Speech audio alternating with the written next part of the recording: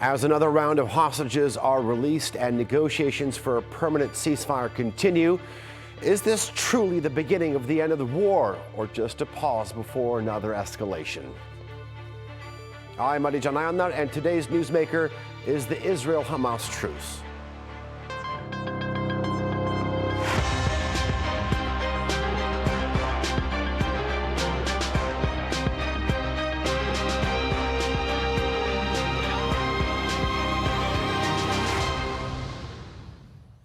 For weeks now, the world has been watching as Israel and Hamas engage in a carefully orchestrated ceasefire. Hostages have been released and returned, Israeli troops have left parts of Gaza, and displaced Palestinians have been allowed to return home. But how long can this fragile peace last? The next stage of the negotiations is even more complex. Hamas wants a full withdrawal, while some ministers in Netanyahu's government are deeply opposed. And let's not forget Donald Trump's controversial plan for Gaza. The Gaza ceasefire is holding, but its second phase is still in question. On Thursday, Hamas handed over the bodies of the first dead hostages to Israel since the ceasefire began last month. Among the 4 bodies were supposed to be 3 members of the Bibas family, who became a symbol of the plight of the captives. But after a forensic examination, Israel said Hamas handed over an unidentified body instead of the mother, Shiri Bibas. And Prime Minister Benjamin Netanyahu has vowed revenge. We will act with determination to bring Shiri home, along with all our hostages, both living and dead, and ensure Hamas pays the full price for this cruel and evil violation of the agreement. Hamas say the family were killed along with their guards in Israeli airstrikes on Gaza. 6 Israeli captives and 4 more bodies are set to be repatriated to Israel over the next week to complete the first phase, which is due on the 1st of March. Negotiations for the second phase, which were supposed to begin in early February, have already been delayed. The Israeli side said the talks will start this week. Ahead of that, Hamas offered to release all hostages in one go. We confirm that the movement and the resistance is ready to immediately engage in negotiating for phase 2, which is the complete ceasefire and to achieve sustainable calm, and the complete withdrawal of the forces of the occupation from Gaza Strip, and to achieve the second phase of the hostage exchange deal all at once. Positive signs, but at the same time, US President Donald Trump's plans for post-war Gaza further complicates the negotiations. Earlier this month, Trump suggested a permanent displacement of Gaza's 2 million Palestinians to neighboring countries and a US takeover of the Strip. You're going to have stability in the Middle East for the first time, and the Palestinians, or the people that live now in Gaza, will be living beautifully in another location. They're going to be living safely. They're not going to be killed, murdered, and having to leave every 10 years. Palestinians also reject leaving Gaza. Israel's massive bombardment has reduced the enclave to rubble, but Gazans are trying to recover from the horror and rebuild their lives. And despite the surge of aid following the ceasefire, Israel is still blocking the entry of crucial materials to Gaza. A convoy carrying temporary shelters for displaced people and heavy machinery to clear the rubble finally made its way into Gaza on Thursday after being stuck at the Rafah crossing for weeks.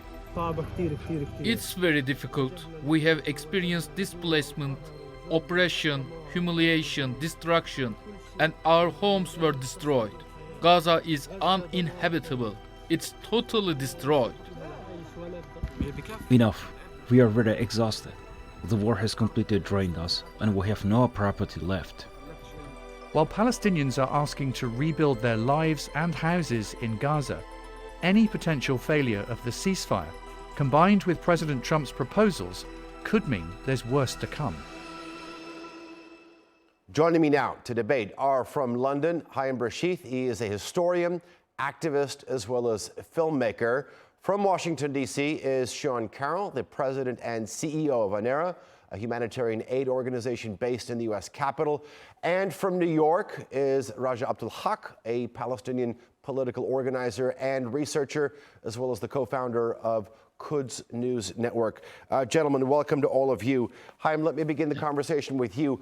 You refer to yourself as a former Israeli, and I think you're trying to underline your stance as an anti-Zionist activist. So let me ask you, with that title, how surprised are you with Benjamin Netanyahu keeping to the ceasefire agreement up until now? I am a bit surprised, but it's just evidence of President Trump's power over Netanyahu. Biden could not have made this and would not have tried it.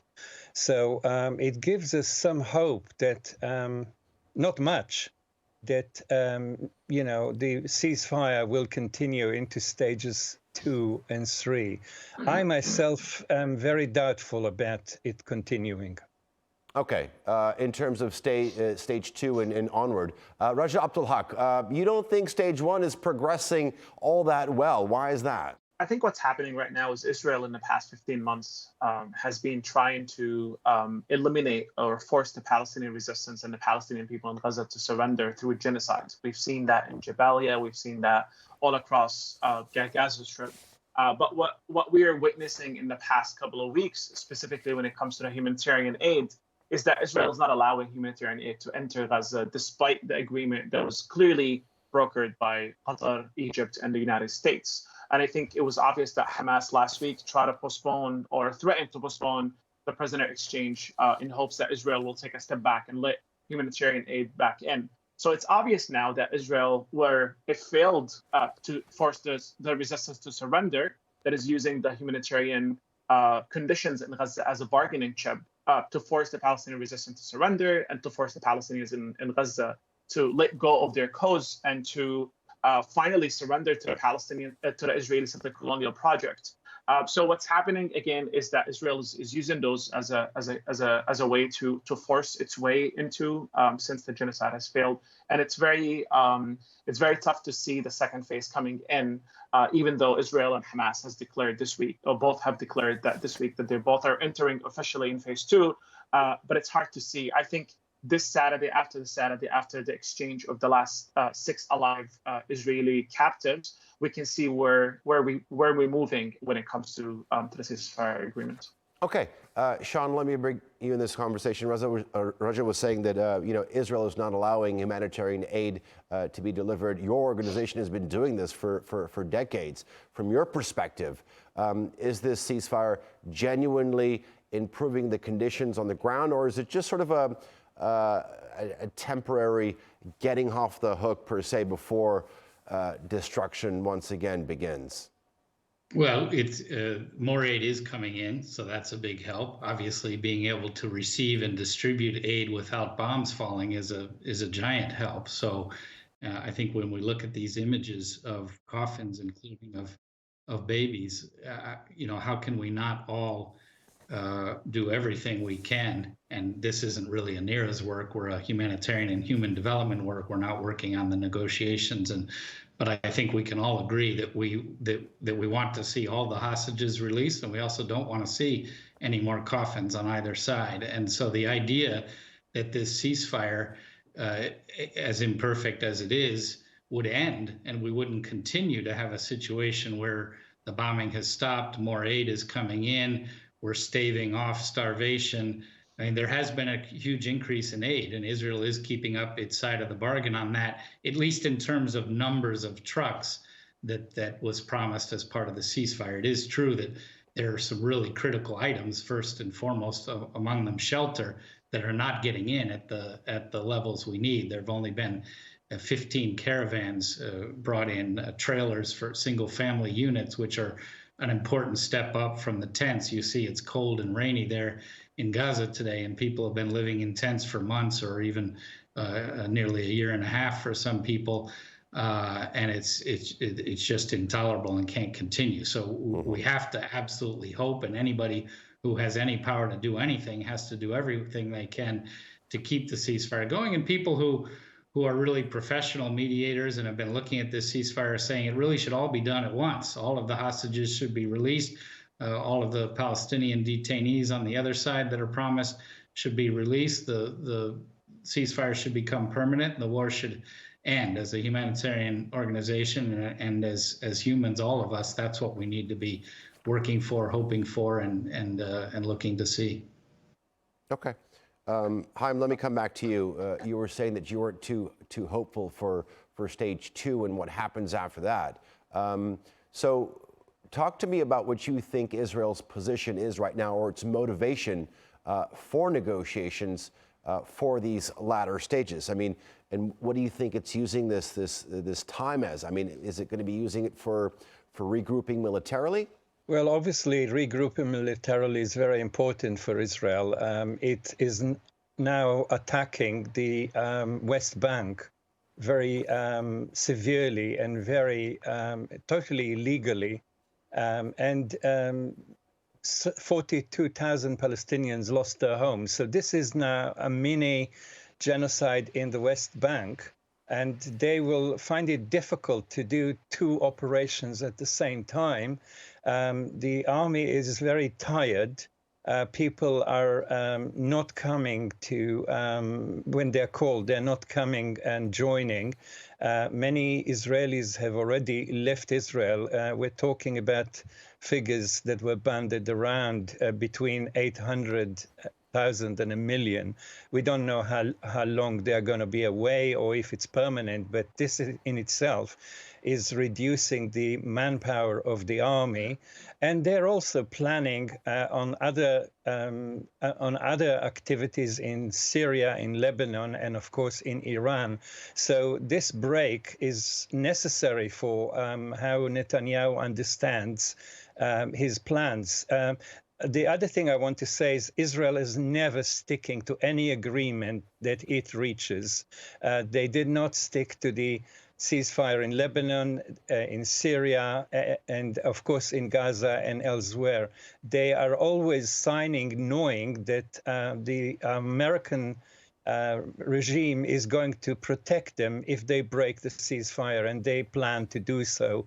And I cannot believe that they will go through phases 2 and 3 because they don't agree with any of Hamas's demands. And Hamas demands are making total sense. We cannot leave 2 million people to the vagaries of supply that they're now experiencing. And with UNRWA, with Israel trying to take UNRWA out of the game, people will die out of starvation and a lack of medications, even if there are no bombs, and the plans are to bomb. So I think there is a very short window of time to stop Israel.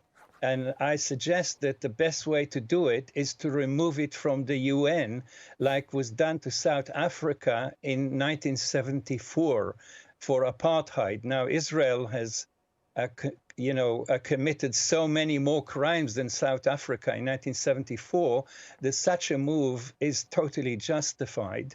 And I hope that some of the countries that have supported South Africa in the ICJ will now support a move to remove Israel from the General Assembly. That will be the beginning of pressure that we need to apply on them. Okay. Raja, Haim was saying that, you can't really count on Israel. Israel doesn't stick to any of its agreements. When you look at sort of stage 2, what are some of the biggest obstacles for you? I mean, the very obvious one is I disagree with the guests, Mr. Sean, about like the Israel keeping its side of the agreement when it comes to humanitarian aid delivery. I think we've seen in the past couple of weeks that he mentioned 15 caravans have entered Gaza, but the reality is the agreement talks about at least 50 or 60,000 caravans. So I'm not sure how Israel is keeping its side of the bargain. Number 2, heavy machinery have not been allowed to enter Gaza. bulldozers were not allowed to enter Gaza. We've seen images of maybe 3 bulldozers entering Gaza, and we know the majority of Gaza has been destroyed. At least 70% of the infrastructure of Gaza has been destroyed. Gaza has not seen consistent delivery of oil for electricity, oil that is needed for filtering and pumping of water, for the cleaning of sewage system, for hospitals. Israel is definitely suffocating Gaza using the humanitarian conditions as a bargaining chip for its political game. It's very obvious. And as we know, as mentioned by Mr. Haim, is that throughout history, and specifically in the past 19 years, Israel has been imposed a cruel blockade against Gaza. And after every single war, there's a ceasefire agreement about lifting the siege, about making the conditions of the people of Gaza a little bit better. But what we have been witnessing is, as was mentioned, Israel completely refusing to abide by these rules and abide by these ceasefire agreements for a simple reason, which is that the United States of America has always had Israel's back and will never push or pressure Israel to commit to agreements, to commit to its obligations and responsibilities towards a people that Israel is occupying. Even though we know that Israel has left Gaza in 2005, Gaza is being left to survive as an open-air prison.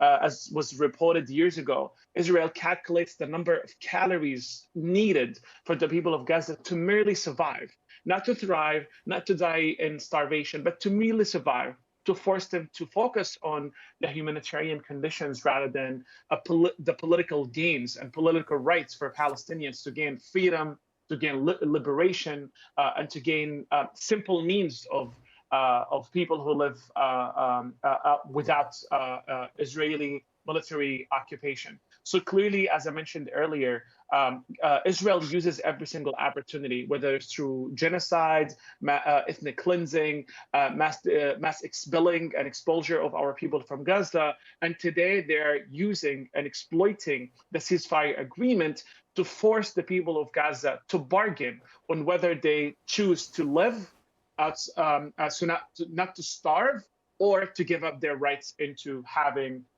liberation and having freedom as natives who have been colonized for the past 100 years by foreign European settler colonizers who came in, committed genocide against the people of Gaza, and continue to do so 100 years after that. Okay, Raja, thanks for that. I mean, Sean, yes, you're saying there is some aid that is being allowed in, but talk to me about, I mean, there's so much more needs to be done. The amount of rubble that we're seeing on the ground, some of the stuff that Raja said at the beginning of his answer, your prospects in terms of a comprehensive rebuilding effort for the territory after this war is over. It's hard to imagine. I mean, we're seeing these images, and that's the reality. And you're showing aerial views that show the viewer just how bad it is. And so it is hard to imagine reconstruction after the 2014 war, which at the time was horrendous and devastating, and now, sort of pales in comparison to what we're seeing here. And the Gaza reconstruction mechanism that was put in place by Israel and Egypt was a huge barrier to rapid and effective reconstruction. And one thing President Trump is I think we all can agree on is that this all needs to be built back better. I have a fear that they'll simply be an upgrade from tents to cinder block structures, and it will look like a lot of the refugee camps throughout the Middle East, and that's not good enough. Everyone is amazed at how Palestinians, particularly in Gaza, are resilient. They're tired of being called resilient, how resourceful, their ingenuity. And I see it when I'm there. I was there in December. But let's not romanticize it. That's not enough. No one should be forced to live in these conditions. And so there is a massive challenge, and it will require political will. And what we have to hope for, and what we have to remind people of, is that the only way to any real hope of peaceful coexistence is that not just Gaza is rebuilt, but that Palestinians' aspirations, as the aspirations of any human, are allowed to to be realized and to flourish. And so if we really want equal measures of safety and security and justice and dignity and prosperity, there is so much work to do. And it is hard to imagine because the restrictions, Raja's right. I said that the amount of aid is increased. And by the way, aid groups, UN agencies, international NGOs like Anera have said throughout this war that number of trucks, 600 trucks a day, could have been coming in all the time if they just had enough border crossings open, enough hours, enough manpower. We're doing the delivery on the inside despite the horrendous conditions. Even when the war was ongoing and bombs were dropping, we were delivering. So this could have been going on all this time. And instead we had 15 months of only about 20% of the needed aid coming in. Now we're catching up, so that's a good sign. But Raj is absolutely right. As I said, we're not getting enough shelter in. I didn't mention the heavy machinery, but he's right. I understand that only 5 bulldozers have come in, and we can see the amount of work that needs to be done. And Palestinians will get it done. Give them the machinery, they'll get it done. But it is a political question of, are people going to recognize that the only way to some solution here is actually to allow Gaza to be built back and built back better with the opportunity for a sustainable future. Haim, your thoughts in terms of who should pay for all this? Well, the people who destroyed Gaza should pay for it. I'm not holding my breath, but it is the Israelis, the Americans, the Brits, and other nations that armed and supported Israel. In other words, the West. And the West destroyed Gaza through the services of Israel, and it should pay for it. Not only that, the 2.1 or 2.2 millions that are left in Gaza cannot survive in the environment that the rebuilding is going to be done in. And so instead of talking about sending them to Congo or to other countries, to Canada, I don't know, no country came and demanded Palestinians to go there. So there is no place for them to go but to Palestine, to their own country. Palestine should be decolonized, and the responsible authority lies with the UN that divided Palestine against the wishes of its people in 1947 and created the Nakba and created 76 years of terrible suffering, not just for the Palestinians, but for people around Palestine in the whole of the Middle East. I and others are calling for the UN to remove Israel from the General Assembly. Yeah, but Haim, let me ask you, I mean, how realistic is expelling or the expulsion of Israel from the United Nations when Raja was saying, Israel continues to act with impunity all because of the support from the United States. The United States on the permanent member of the Security Council. How realistic is that, though? Well, I don't know how realistic it is because Trump is not really foreseeable. We cannot calculate on what he will do. I think if he wants to do this and if he understands that despite the fact that he wasn't president when this happened and no doubt didn't agree with some of it, he actually wants the Palestinians out to build the Riviera of the Middle East, as he said. So at the moment, it's not very likely, but actually the UN General Assembly is responsible for accepting and for ejecting members from membership. It could do it like it did it in the case of South Africa. And please don't for a moment assume that things cannot happen because Israel would not agree to it. Because I think Israel does not agree to anything since 1948. They only agree to what they say. So the world as such, this is the UN is the world, is 194 states. They need to decide. They don't actually need to agree to everything that the US is forcing them to do. Okay. And people now starting to understand that you don't need to agree anymore. The empire is in decline, and it cannot force everything that it wants to happen. Roger, let me ask you.